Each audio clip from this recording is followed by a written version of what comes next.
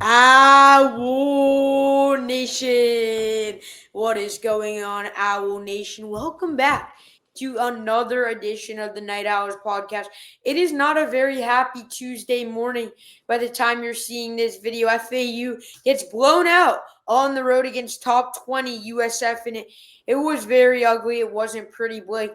Blake, is it time to enter panic mode if you're an FAU fan getting absolutely blown out? Or do you see it as a situation where FAU's in year one, they're rebuilding, they're competing, just down one score in the second half?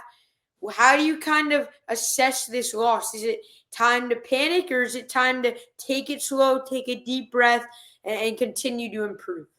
USF is winning this conference. Memphis after that loss to UAB, which was a huge shocker. I don't think me or you did not expect that to happen at all. USF is probably the best team in the American this year. They're the best Group of Five team. I could see them if they will run the table, having that spot in the college football playoffs. So no, don't think it's time to hit the panic mode for FAU. I mean, obviously you lose. Get into a team that you really want to beat, that the fans really want to beat, a rival of sorts. I think that's still in the works. I guess I'd consider FIU more of our rival at this point in time, just because of the shootable trophy that we have with them. I know you may disagree, JJ, but I will say the level FAU is at right now. USF has just accomplished a little bit more in their program history. I think this loss obviously it sucks to lose. You never want to lose in college football, but you're on the road against a top 25 team. I think we did see some good signs of life, but overall, I don't think it's time to hit the panic mode button. You got time to build up this program. You got plenty of time to reach a point where we can be a top team in the conference like the USFs in Memphis. Because I think going into the season, we knew there would be some road bumps going against some pretty talented teams. I don't think it's time to hit the panic button. I think this FAU team has a lot of time to improve. Hopefully, you get three more wins and find yourself in a bowl game. That'd be great. Yeah, I like how you mentioned that, maybe FAU and USF are on different levels as of right now. I see this as a rivalry. We left FIU behind in the Conference USA. FAU and USF are the only two teams in the American Conference that are currently still in the same state of Florida. So I would have to consider it geographically wise a rivalry for sure. But Blake, I wanted to ask you because you said FAU has a lot of time to improve to be a top team in the conference. In that time that they have, what do you think is the one thing that they need to improve most on either side of the ball?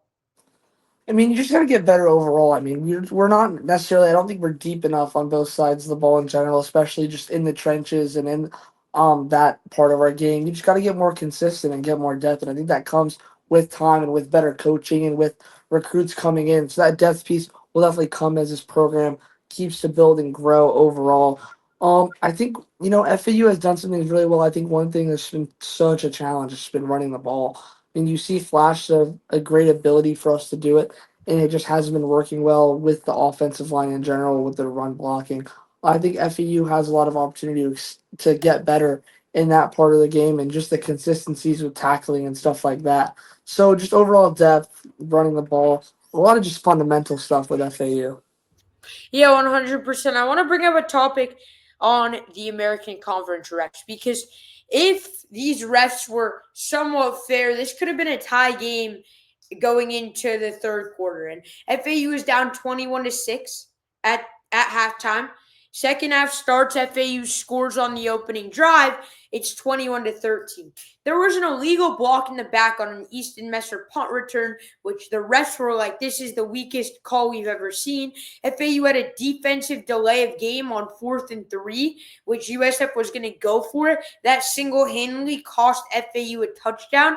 FAU also had a very weird play where they called a false start, even though USF's edge rusher clearly was the one to jump off. Obviously, there's a reason why they're the American Conference refs, and you can take this disrespectfully, you can take this respectfully. I don't care how you take it, but if you are an American Conference ref, there's a reason why you are not a Power 4 ref. And to be honest with you, that's just my honest opinion because it was disgraceful to watch these refs. And I don't mean that to be disrespectful or anything, but this is a problem that's occurred time and time again. And I'm finally going to speak my mind on it. but I find it to be respectful. Blake, what's your overall take on these American Conference refs? Because, without these refs, this could be a tie game in the second half. Yeah, sometimes you like to nitpick with the referees, obviously. I think referees sometimes can be pointed at public enemy number one if you lose. With all that being said, though, FAU did not look like the better football team on Saturday night. I think, obviously you want to look at the calls and things that could possibly swing momentum sometimes. But, you know, when you're looking at college football refs, there's so many games, there's um, a broad level of refereeing from the SEC all the way down to like a Conference USA or a Sun Belt ref.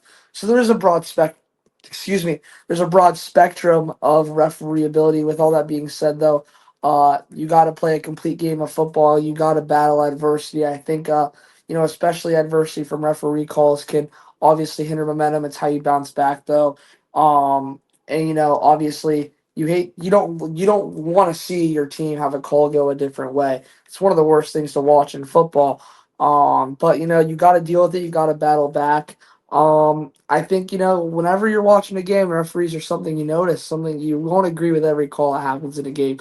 I don't think there's ever been a perfect referee game in the history of the sport of football from a fan's point of view. You just got to battle the adversity and hopefully you come out on top. Hopefully the ref doesn't swing the outcome of the game, but um, yeah, it's unfortunate that those calls happen. It's unfortunate that FAU loses momentum, but you got to battle back.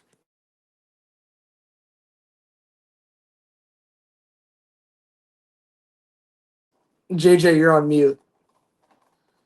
Sorry about that, guys. A little bit of technical difficulties. Blake, I wanted to ask you, though, about the direction of the program.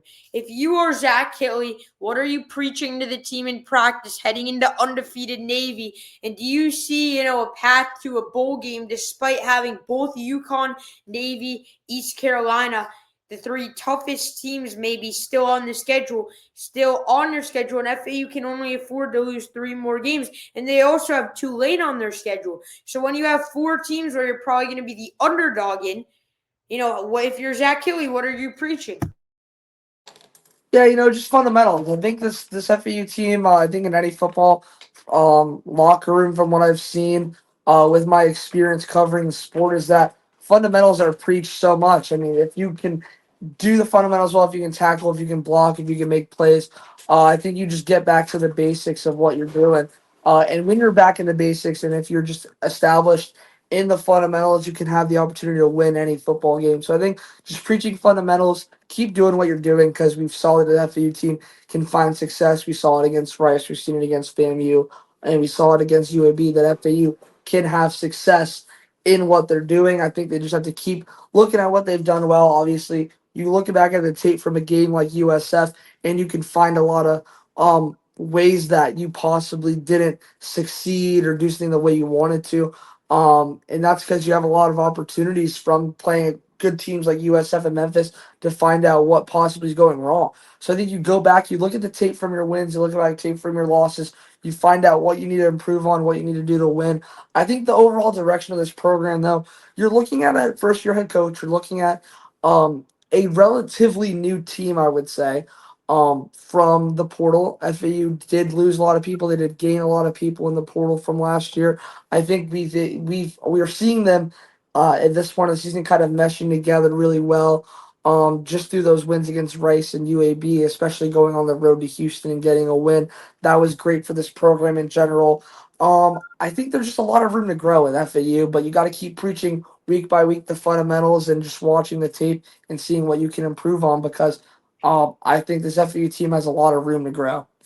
Yeah, but let's get into some of these comments from some of the fans here. I put out a tweet, asked the fans to give their thoughts. These are from a few different tweets, but we got a few comments. Let's react to them. The first one comes in here from Wise Owl.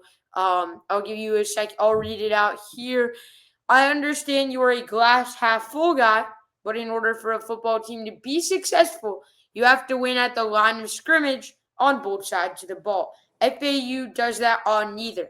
It's possible they may not win another game this season. That's from Wise Out. What are your thoughts on that?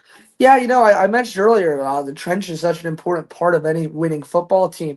I agree that we've been lacking in that part of the game. If you can win in the trenches, you can win against anyone. With that being said, we went up against one of the best D lines in all of college football, a D line that was doing very well against a team like Miami, who is a great team running the football. So I think that was a great test for our FAU offensive line. Defensively, obviously, we've got up against some pretty good teams. That O line at Memphis was very, very talented. O line at USF also very, very talented. So I think, we've seen that we've been able to get exploited through that line of scrimmage, but I can definitely see FAU matching up well with a team like East Carolina, with a team like Navy, and even a team like UConn on that offensive and defensive line. So I think there's definitely another win out here for the Owls at the very least. But I do agree with the take. The trenches are super duper important, and with any team at any level, if you can play trench football well, you can win a lot of games. So um, building up that is very important.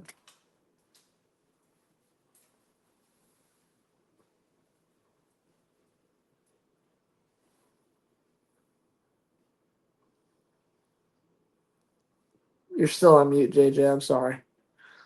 Blake, I'm so sorry about that. We have another comment coming in from Night Owl Champ. He said, I predicted 8-4 season. It is still doable. I had Memphis, USF, and Maryland as losses.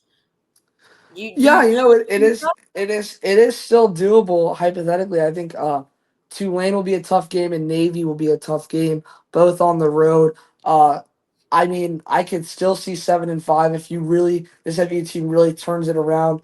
8-4 would be really, really ideal. Going ending the season with only one more loss, that'd be huge for this program. But with recruiting and especially the transfer portal, if you end your season that strong, it gives you so much traction. I think 8-4. You can look back to my prediction video. I might have had 9-3 or something around in that range. With my prediction, I was very optimistic. I think you and me both are very optimistic with this FAU team, just because we've been around them so much since the first couple of days of fall camp. We've seen them kind of meshing and growing together. So I think me and you, just with our perspective on FAU football, are pretty optimistic people. One more loss. I think, yeah, I mean, Tulane and Navy are going to be those two toughest games on the schedule, both on the road. If you can go in and beat one of those teams, I think you can go ahead and beat anyone left on the schedule. So 8-4 would be super great for FAU. Yeah, 100% agree with that, actually, to be honest with you. Let's get into the next comment here from South Florida. Bulls Tampa Bay made here. He says, man, South Florida played like a top 10 team. Flat spanked FAU. FAU passing game bad, but USF will be top 15 tomorrow. Go Bulls. Well, currently they're 18th, not top 15. What are our thoughts I on? mean, like, okay, I'll start from the top of the tweet and I'll kind of work my way down. USF will be, I mean, I just said at the start, I guess they will be in the top 12 of college football if they make that college football playoff. Top 10 is really, really tough to get in. I mean, that Florida win just keeps looking worse and worse, with how they've played and how, like, their season has looked. Obviously, the firing of Billy Napier, and that barely winning over Mississippi State. The that Miami loss, but big. I think it looks okay on USF's resume still, because I think Miami is still a really good team. But I think if Miami was undefeated, I'd have USF a little bit higher, just because they're undefeated. They didn't lose to Louisville at home. I think that was a big loss for USF's ranking in the eyes of AP poll voters. Boise State win. It was a ranked win, but they really haven't shown much other than that. A top 10 team is a little too far for me. We did predict USF to beat FAU. I think, like I said, right now they're just a little bit better of a football team. You have a coach heading into his third year. He's recruited great and portaled great throughout his tenure, and he has his name on many watch lists, from Penn State to UF to FSU if they move on from Norvell. So he's built a really, really successful program there. The FAU passing game. Um, I mean, it was our success. It was our best part of the team, and they did not look great against USF, but top 15. I just think that Miami loss hurt USF a lot. Like to maybe move up into that top 15. There's a lot of really, really good college football teams right there right now. And I think there's still a lot of room to figure out who's going to go where as season goes on. So maybe USF slides into that top 15 if they stay undefeated, but we'll see how their wins keep progressing as the season goes on. Obviously, that Memphis game would have been huge if they didn't lose to UAB because that would have been possibly a preview of that conference championship, depending on what Navy does. And, I think, I mean, it's looking like it's going to be USF out of the American with that Memphis loss because, I mean, we saw the UAB team that was completely out of sorts. They fire their coach, they go back home and get a win over a ranked Memphis team. It still baffles me, but I do respect it. Made some decent points there, but definitely not a top 10 or 15 team just yet. But Blake, I got two more for you here, real quick ones, rapid fire ones. But yeah, to follow up on you still got undefeated Navy. You got a undefeated Tulane team who's undefeated in conference play. You have a one-loss North Texas team. So there's so many teams that could compete and maybe get that last spot. Ax YOM0, appreciate the comment. Again, the defense needs to do their job and actually play good. No more mistakes. Keep playing on cue. The offense can just keep doing what they're doing. Real quick, rapid fire on that one. I mean, yeah, I mean, defense wins championships. You've seen it with so many football teams. Those teams were Alabama when Saban was there, they were defense first. Defense has to do their job. You can't let up 48 points and expect to win a college football game. That's just not how it works. And we're not at Texas Tech with Patrick Mahomes at QB just yet. But yeah, I mean, defense wins championships. Offense, we need improvement in the run game, is what I'll say about that. Yeah, 100%. Last one here comes from Larry Paul King. He says, JJ, I know you're probably one half serious, just in case you were. These three are still tough that you have left. Let's see what he's actually talking about. He's highlighting these three games. Navy, Tulane, and ECU. I would say UConn might be the toughest outside of Tulane. UConn's 5-2 right now. They destroyed Boston College last week. They had multiple Power 4 wins. I think UConn definitely got to be a top 25 team in the country just based on they've won 4 straight. They beat FIU by 40 points. So thoughts on the games he's talking about, the 3 tough games, and Yeah, I I'll pull mean, up so you could see all 3 of I them. agree with Navy and Tulane. East Carolina, I mean, they played a great game at versus NC State at the beginning of the year. And UConn obviously beating FIU, which is something that we couldn't do this year, which still very disappointed about. But yeah, I mean, you have those tough 3 games. I mean, you got to get the job done. You're on the road for 2 of them. I think I hope that home field advantage will be good against East Carolina for the final game of the season. We'll see how it goes, but Navy, Tulane definitely hard. East Carolina, I think we have a chance. I think UConn is going to be harder, like you said, JJ. Yeah, guys, we really appreciate those comments, Blake. As always, thank you so much for joining. Great job by you. And as always, go Owls. We'll be Let's go. back daily coverage this week. See y'all tomorrow. And as always, go Owls.